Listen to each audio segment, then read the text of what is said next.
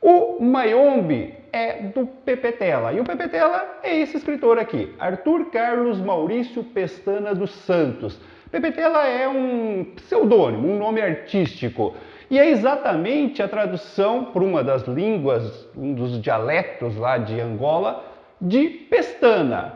Pepetela significa pestana, que ele acabou adotando como nome artístico aí.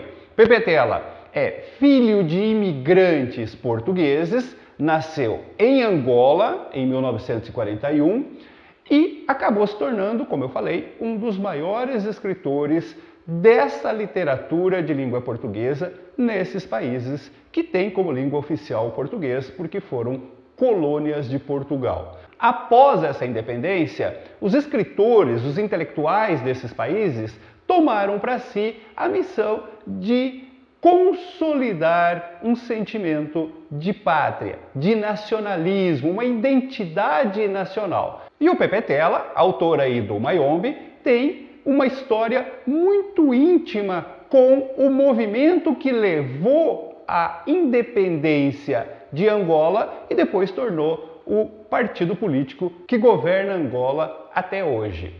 Na sua juventude, o Pepetela foi estudar na Europa. As famílias que tinham condições mandavam seus filhos para estudar na Europa, em Portugal. Ali ele entrou em contato numa casa onde se reuniam estudantes vindos de diversas colônias africanas com esses movimentos de libertação, com essas ideias de libertação que estavam proliferando em toda a África, não apenas nas colônias portuguesas, mas também nas colônias de outros países, como da França e da Inglaterra.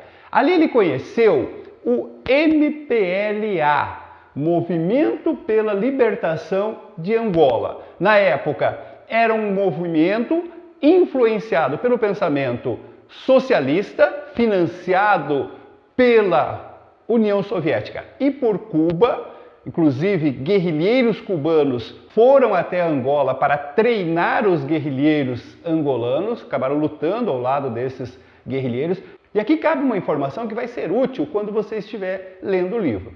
Durante a narrativa, você vê que aqueles guerrilheiros que pertencem ao MPLA, eles questionam as ações de um outro grupo de guerrilheiros que tinha por sigla UPA, União do Povo Angolano, dizendo que o comportamento era diferenciado, criticando inclusive o comportamento, as ações desses outros guerrilheiros.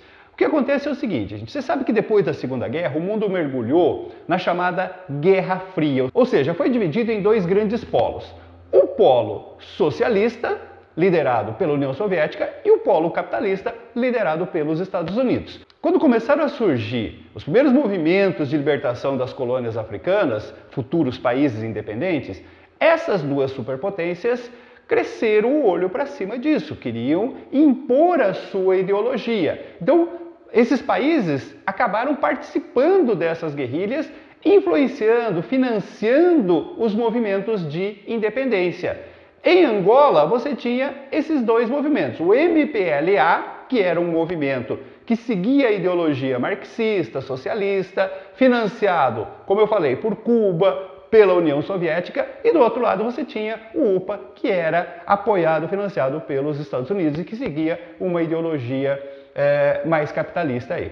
Esse é um dos motivos, não é o único e não é o principal, mas é um dos motivos que fez com que Angola, após a sua independência, acabasse entrando numa profunda guerra civil que iniciou em 1975 e só terminou em 2002. Claro que há outros motivos que a gente vai ver, principalmente as divergências étnicas, o chamado tribalismo, mas essa divergência ideológica entre os grupos guerrilheiros também contribuiu para a guerra civil.